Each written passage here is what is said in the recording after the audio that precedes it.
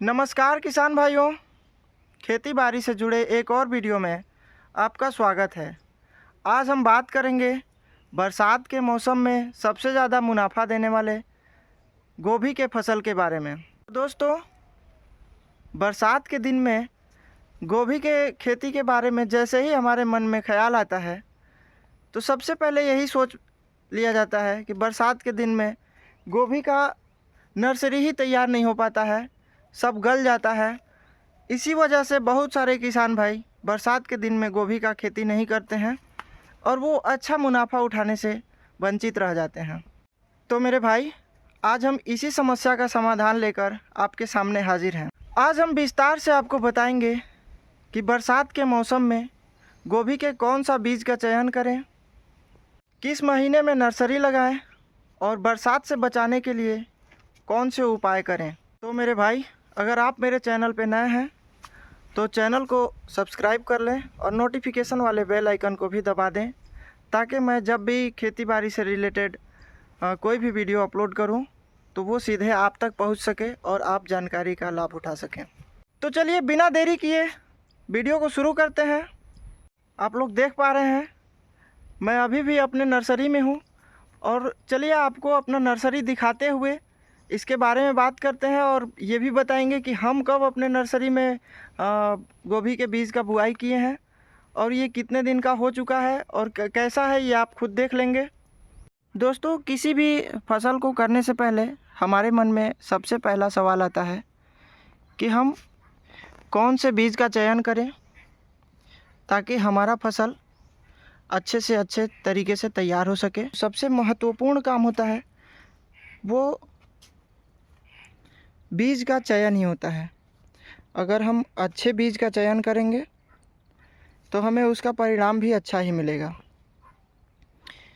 तो बरसात के मौसम में गोभी का अगर आप खेती करना चाहते हैं तो उसके लिए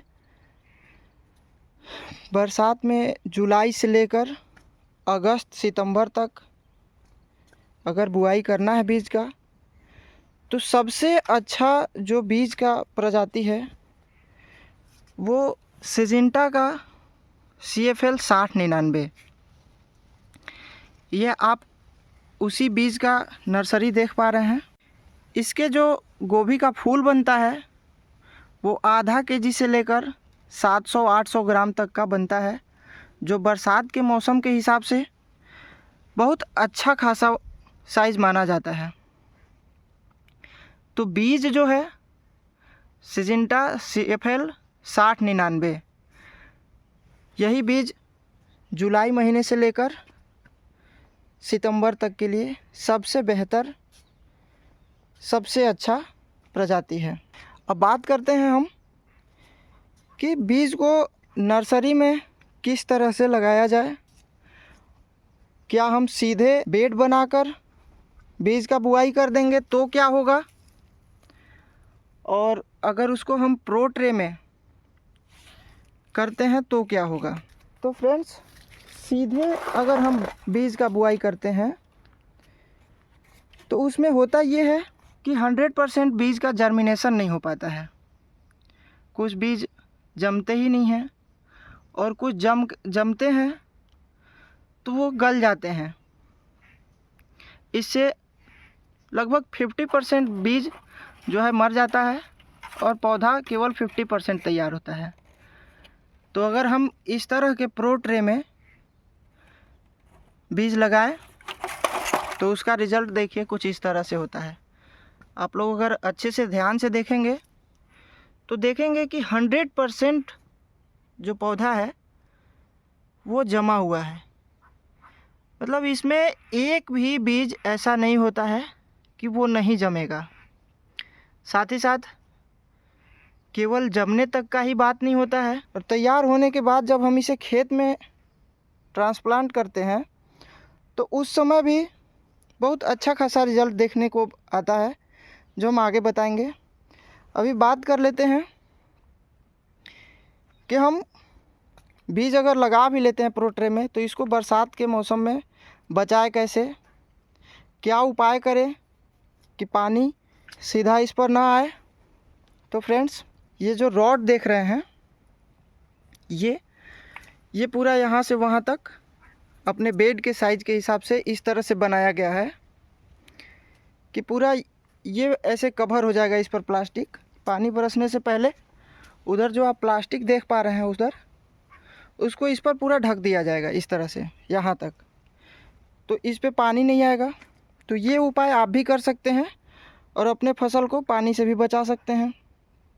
दूसरे में, जब हमारा बीज हम बुआई करेंगे प्रोट्रे में, तो इसको 24 घंटे तक जहाँ बुआई करेंगे उसी इस तरह से नहीं करेंगे कि यहाँ पे लाकर और यहीं पे एक एक कर रहे हैं, नहीं, एक ही जगह पे कर लेंगे, कहीं पे अपने घर के पास बैठ के आराम से छाया में, और उसके बाद 24 घंटा तक उसको एक दूसरे पर दोहरा कर छोड़ दिया जाएगा।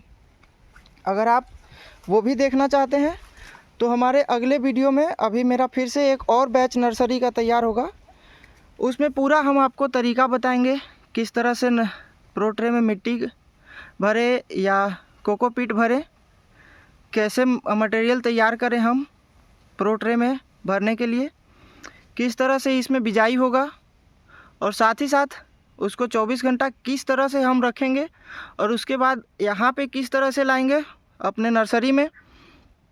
नर्सरी में लाने के बाद दोस्तों, जब हम उसको इस तरह से पूरे बेड पर फैला देंगे तो 2 से 3 दिन तक हमें डायरेक्ट सिंचाई नहीं करना है।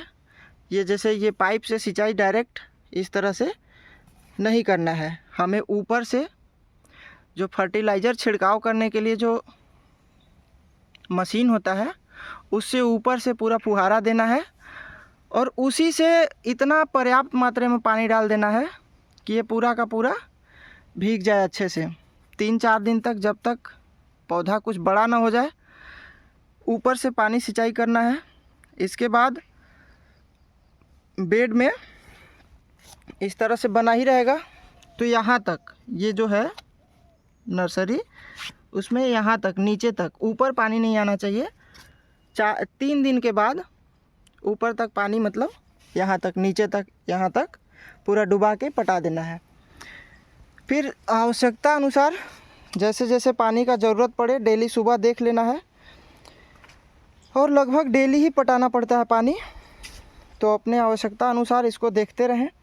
और दोपहर में भी देखें, अगर दोपहर में ज़्यादा धूप होता है तो धूप से भी बचाने के लिए, जब पौधा छोटा रहेगा तो इस तरह का नेट आप ऊपर से पूरा, इसको अभी हम लोग एक जगह किए हैं, इसको फैला दिया जाएगा ताकि धूप डायरेक्ट ना पड़े।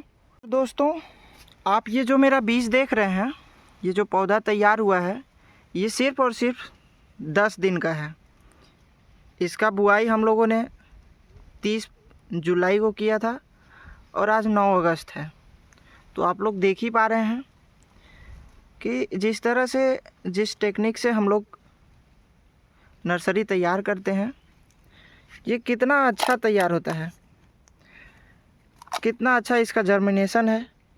और देखिए इसका जो जड़ है बीज का, वो ज़मीन में जाने लगा है। अभी हम आपसे वीडियो में कुछ देर पहले बात किए थे कि प्रो ट्रे में लगाने का एक और फ़ायदा क्या होता है।